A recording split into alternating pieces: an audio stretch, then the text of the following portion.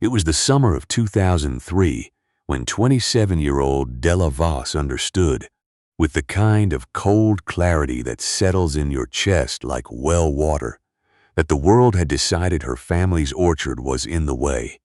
The notice came on a Wednesday, not a phone call, not a knock at the door, a certified letter, the kind that requires a signature, as if the formality of a signature might make what was inside feel more reasonable. It was printed on heavy cream paper with an embossed letterhead that read Meridian Land Partners, LLC, and it spoke of economic revitalization, of community investment, of a world-class agritourism destination called the Harvest Crown that would break ground the following spring on the 340 acres of Old Creek bottomland bordering her orchard to the north. The letter used words like synergy and corridor and destination experience. Della read it twice at the kitchen table, then set it face down on the wood her grandfather had planed smooth 50 years before, and went back out to finish pruning the Honeycrisp trees. Let me tell you about those trees. Her grandfather, August Voss, had planted the original orchard in the late 1950s on a slope of deep loam in central Missouri that caught the morning sun and held it. He had not planted them for profit, exactly.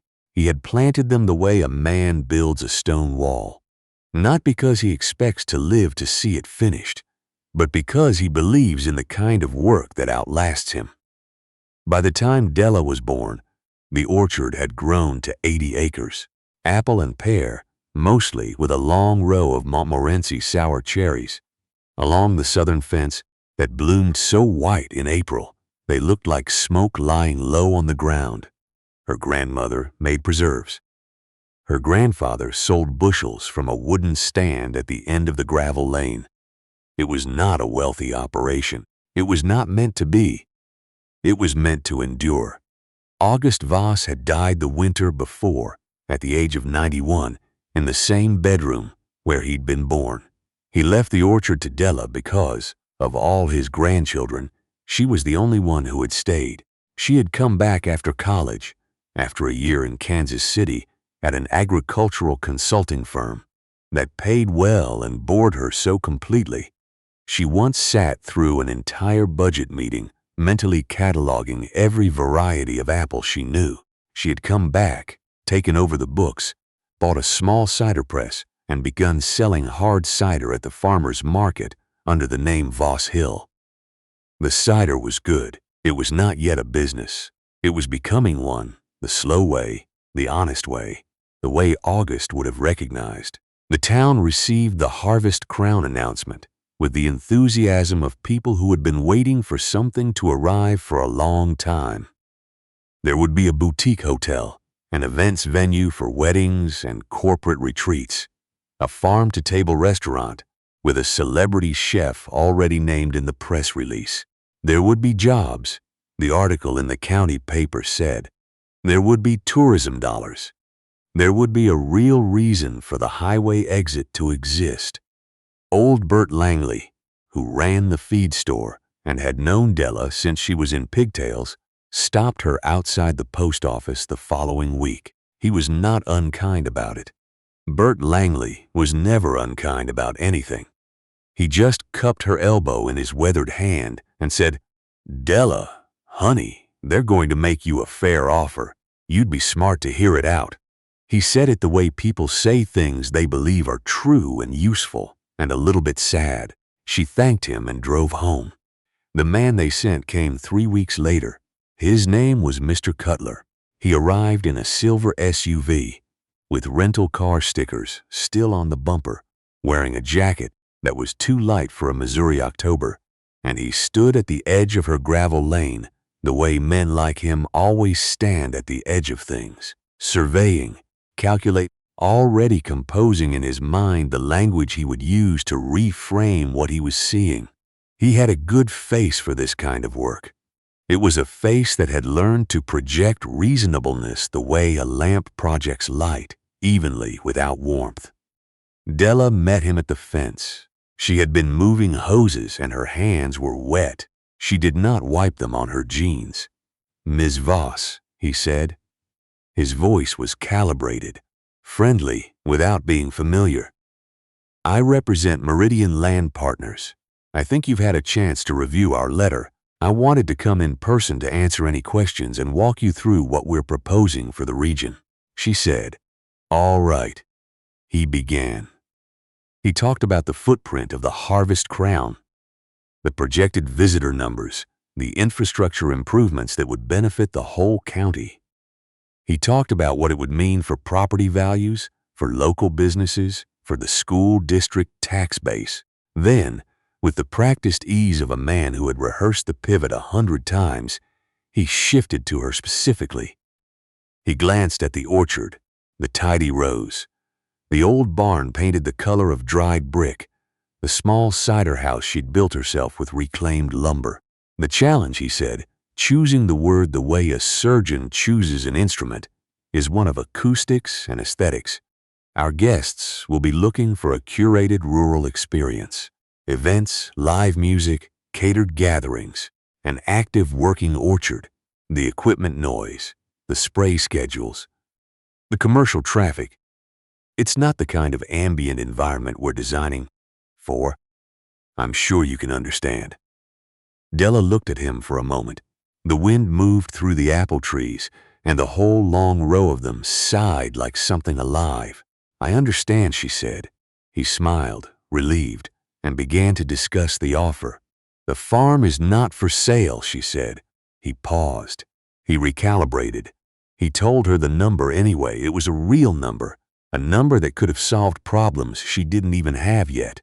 She listened to all of it, then told him again, quietly, the same thing. He left the way men like him always leave when they don't get what they want, assured, because they have learned that the first no is never the last word. He was right about one thing. The construction was something else entirely. It started in March, earlier than anyone in town had expected, and it did not stop. The bottomland to the north, which had been scrub and old fence posts and the occasional great blue heron standing in the creek shallows, became a wound. They blasted a hill to lay the foundation. The sound came across the fields like a physical thing, a concussive pressure that rattled the windows of the farmhouse and sent the barn cats scattering under the equipment shed. Della's dog, a 6-year-old shepherd mix named Bucket, refused for 3 weeks to go north of the old walnut tree. The dust was the worst of it for the trees.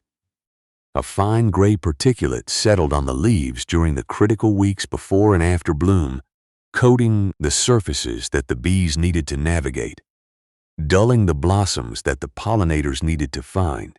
Della walked her rows every morning that spring and felt the season going wrong the way you feel weather changing in an old injury. The set on the Honeycrisp and the Cortland was poor. The Montmorency cherries, which had never failed in 50 years of record, gave her barely 60% of their usual yield. She didn't say anything about it to anyone. She wrote the numbers in the same style of ledger her grandfather had used, and she kept going. The nights were worse in their own particular way. The construction site was illuminated around the clock with industrial light towers, the kind used on highway projects that threw a high white glare over the ridge and down into the orchard. Della would wake at 2 in the morning, her bedroom lit like a theater, and lie there listening to the generators. Now let me tell you something about August Voss that the county assessor's records will never show you. He was a man of almost no unnecessary words, but he was not a quiet thinker. He kept notebooks, not journals in any sentimental sense, but working documents, records of rainfall and late frost dates, of which rootstocks threw suckers, and which held true of what he had tried and what had failed and what had surprised him.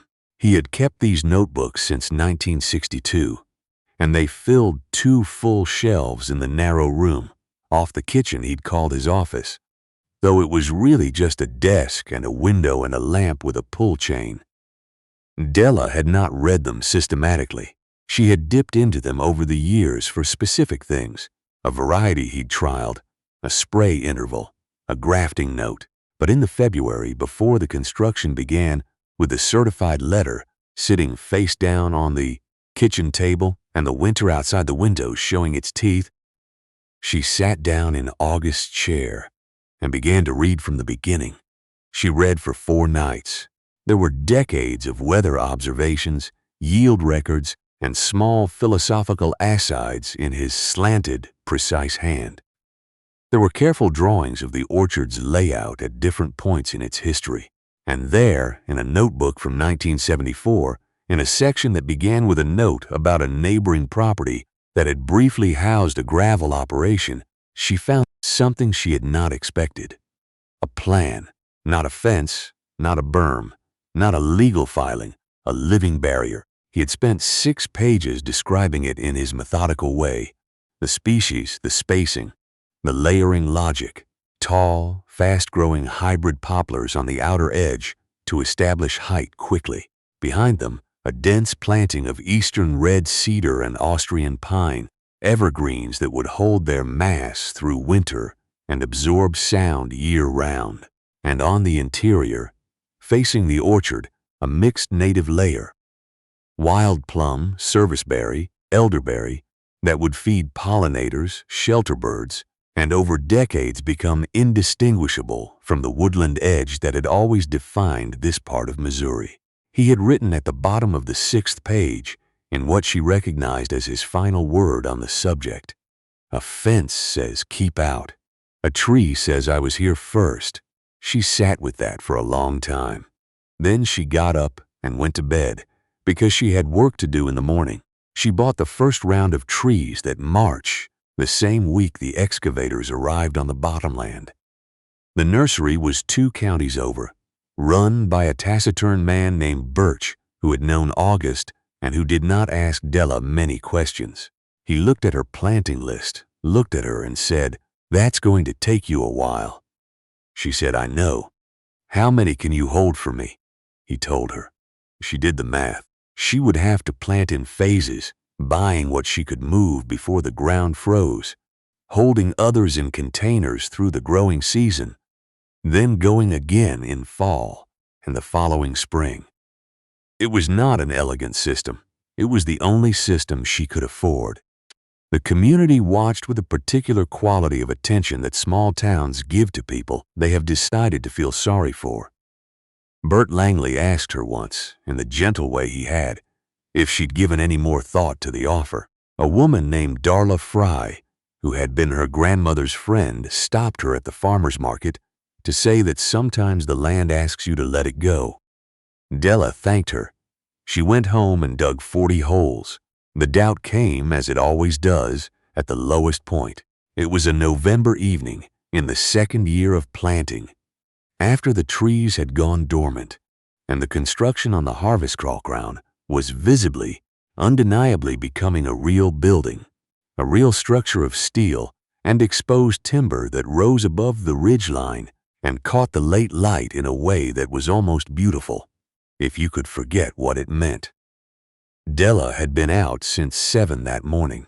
She was moving the last of a batch of containerized pines from the trailer to the planting row, her arms burning, her boots soaked through. From the creek crossing she'd made twice already, and she stopped and just stood there in the middle of the lane with the wheelbarrow and the last tree, and the sky going dark, and she felt the full weight of how small she was. Not small in a dramatic way, not even sad exactly, just the specific, grinding smallness of knowing that on the other side of that ridge there were architects and investors and attorneys whose job it was to build something large and permanent. And on this side of it there was just her, with a wheelbarrow and a tree she'd paid $12 for. The math of it sat in her chest like a stone. She thought about August, not the August of the notebooks and the careful records, the August of his hands. The August of his hands, the thick calluses across his palm, the particular way he would grip a branch when he was thinking, the dirt so deep under his fingernails it looked like it was painted there. He had lived through things that made her situation feel embarrassing by comparison. He had never sold. He had never borrowed against the land. He had planted things he would never see full grown, and he had done it without requiring the outcome to arrive on his schedule. She picked up the wheelbarrow and walked to the last hole. The doubt, she noticed, did not follow her. The Harvest Crown opened the following May with a feature in a regional lifestyle magazine and a weekend waitlist for its event lawn. It was everything the press materials had promised. Tasteful and expensive and self-consciously earthy in the way that places are when they have been designed to look as though they were not designed. The restaurant was called Fieldwork. Its menu described every dish by its provenance. The chef's sourcing notes were printed on linen-colored cards. The cocktail list included something called a Missouri Mule, made with a bourbon the bartender described as small-batch Midwestern, sourced from a distillery in Tennessee. Della's trees grew. The poplars went first, as hybrid poplars do, fast and tall, creating a green seam against the horizon within 2 growing seasons. The cedars thickened behind them, their tight-packed forms knitting into a solid wall that by the 3rd year was absorbing the bass frequencies of the event lawn sound system. Enough that Della could sleep through a Saturday night wedding reception for the first time. The native understory bloomed and leafed out, and by the 4th year was sustaining 3 new colonies of native bees that Della had not introduced, that had simply arrived because the habitat was there. The orchard healed. The blossoms returned to the Montmorency cherries in their full, smoky white April extravagance. The Honeycrisp set was the best in years. Della expanded the cider operation, added 2 fermentation tanks, and hired a part-time cellar hand, a young man named Davis Pryor who had grown up on a row crop farm south of town and who could identify a bad fermentation by smell from 30 feet away.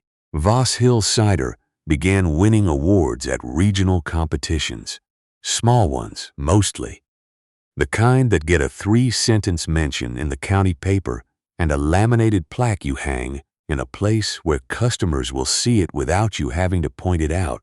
The first car came down her lane on a Tuesday in June of the 5th year. It was a rental, a white sedan with a woman inside who looked like she'd been at the Harvest Crown for the weekend and had taken a wrong turn. Della was in the cider house checking pressures when the woman knocked on the open door and said, "Excuse me, are you the place that does the orchard cider?" I asked the hotel concierge and she didn't know, but I saw your sign at the highway. Della said that she was. The woman bought 4 bottles of the hard cider and a small jar of the cherry. Preserves Della had started selling the season before.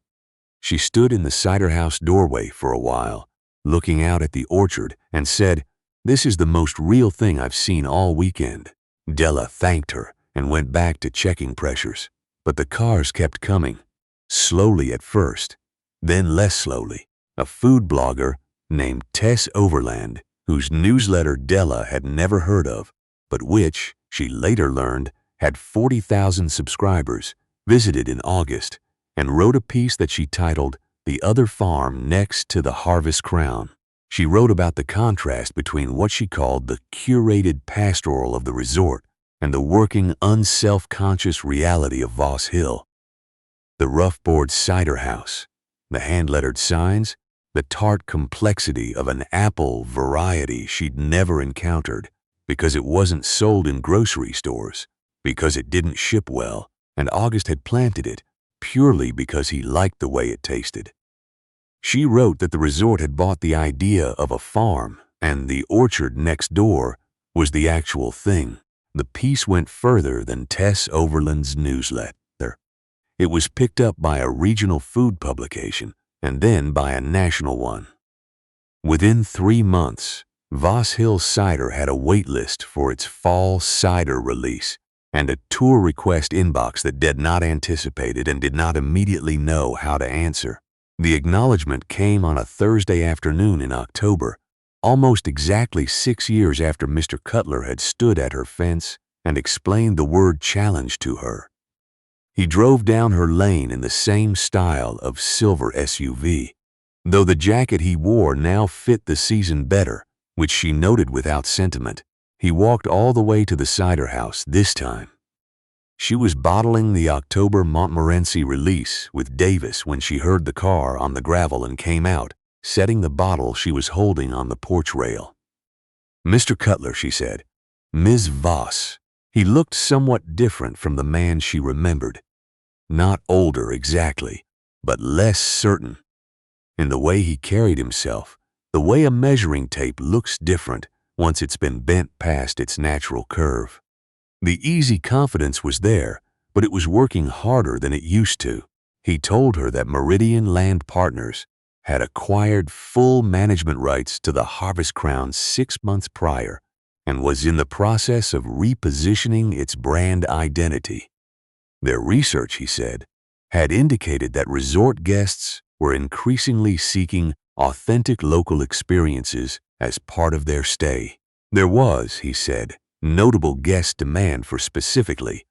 He paused here, and Della thought she could see the word costing him something. "Your products." She said nothing. A pair of cedar waxwings were working the elderberry hedge at the edge of the lane. She watched them. Fieldworks executive chef, he continued, had expressed interest in featuring Voss Hill cider on the restaurant's permanent beverage program. The gift boutique had inquired about carrying a selection of preserves in select bottles. Additionally, Mr. Cutler said, straightening slightly, "We were hoping to discuss the possibility of branded agritourism content.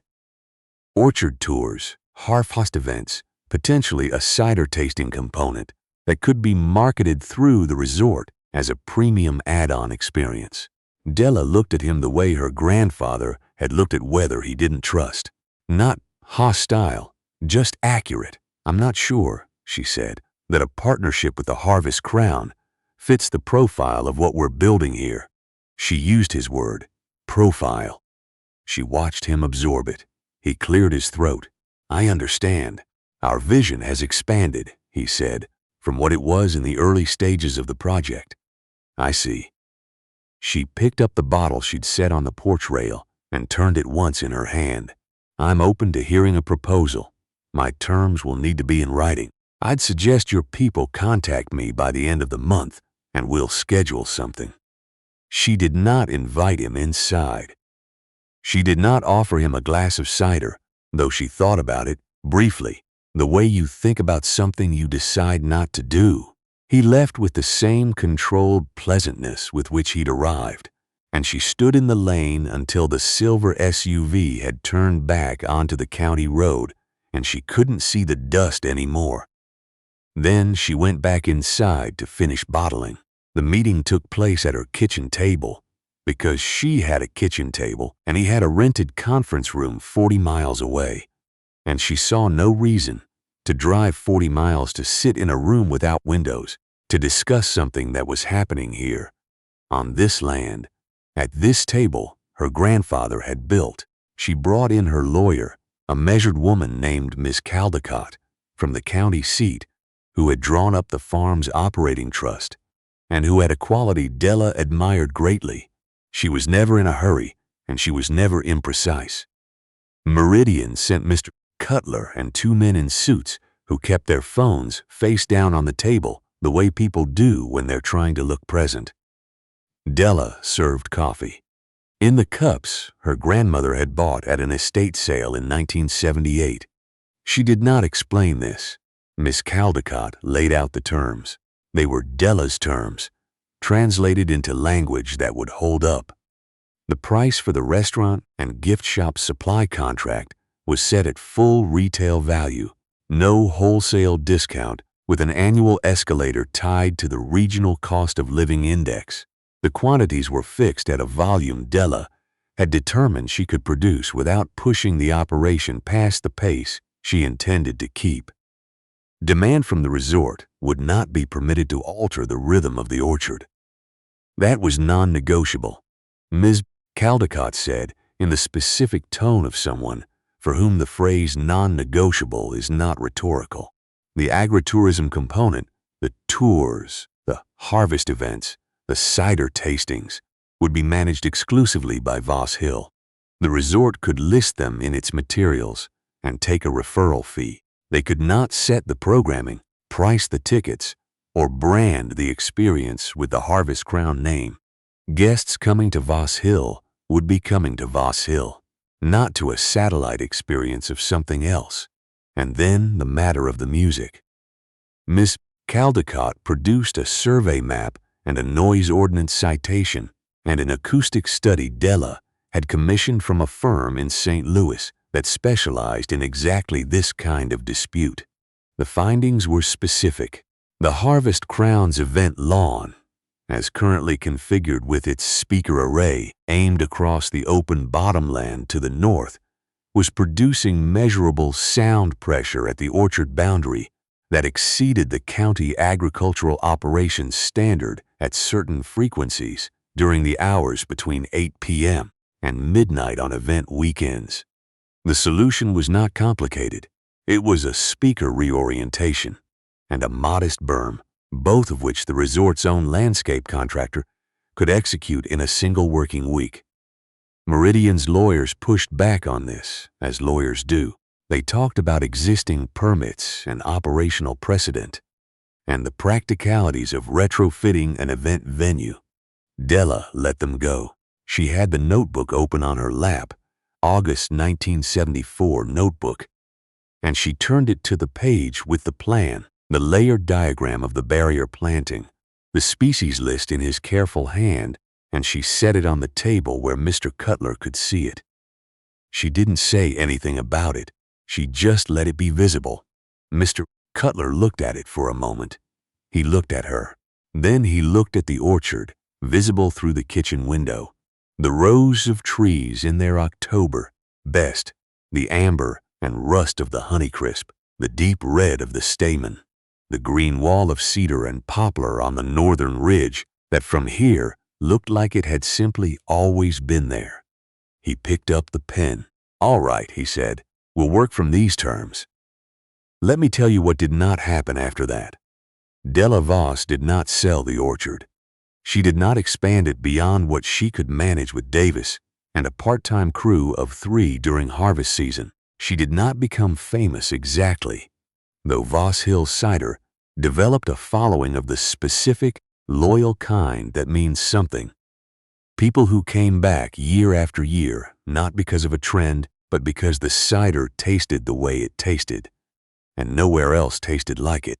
She did not move to a bigger house. She moved her fermenting operation into a larger building she constructed herself, mostly on weekends, over the course of 2 years, using dimensional lumber from a sawmill 20 minutes down the road. She used the income from the resort contract to buy the 40 acres immediately to the west of the orchard, the last parcel that could have been developed against her. She did not plant trees on it. She planted nothing. She enrolled it in a conservation easement that removed it from development consideration in perpetuity. Then she planted her grandmother's old apple variety, a no-name seedling propagation. Her grandmother had called the October Keeper because it held its flavor in cold storage, better than anything commercially available, across a gentle slope that had been in fallow grass for 30 years. She planted 300 trees. She would not see their full production in her lifetime. She planted them anyway. The Harvest Crown changed management twice more. Each time, the new operators were briefed on the Voss Hill contract in the way that institutional knowledge passes, as a fixed reality of the property, a thing that existed before you arrived and would exist after you left. One general manager, a young man from Atlanta who was particularly good at his job, made the tour package the resort's highest-rated amenity 2 years running. He came to Della's kitchen once and told her in genuine terms that he thought what she had built was the realest thing in the county. She poured him a glass of the October Keeper. It had just come into production the year before, and they sat at the table. August had built and looked out at the orchard in the late light, and neither of them felt the need to say much else. The young farmers came eventually, the way they always do when they've heard something worth hearing. They came from over the state line, in Kansas, and from the river counties, and from a small fruit operation in southern Illinois, where a family was fighting a solar development that wanted their land. They sat with Della on the porch or walked the rows with her, and she talked to them the way August had talked. Without ceremony, without the performance of wisdom, just one person telling another person what she had actually done and what it had actually cost and what it had actually returned. She would bring them to the northern edge, where the barrier planting had grown into a genuine woodland thicket, 30 feet deep and full of song sparrows and gray catbirds in summer, red-tailed hawks perching through winter. She would place her hand on the bark of one of the original poplars, now tall enough to throw real shade, the kind of shade you feel before you step into it. People will tell you, she'd say, that you have two choices when something bigger than you wants what you have. You can fight, or you can sell. They'll say this like it's a fact of nature, the same way they'd tell you the sun rises in the east. She'd look down the long row of trees toward the orchard. But there's a third way. You can plant. You can do the slow work that doesn't look like anything for a long time. That looks, honestly, like nothing at all. You can trust that what is patient will outlast what is only powerful. She would pause, because she was her grandfather's granddaughter and she knew the value of a pause. Then she'd say, "It takes longer than you want. It costs more than you planned. There will be a night in the second year when you sit down in the mud and you wonder if the whole thing is foolish, and the only honest answer is that you won't know until you finish." So you finish. Mr. Cutler and Meridian Land Partners had come to Voss Hill with the belief that an orchard was an obstacle, that it was an old thing in the path of a new thing, and that the proper response to old things in the path of new things was to remove them. What they found in the end was that the old thing had simply been more patient than they were, and patience, on good ground, will grow into anything.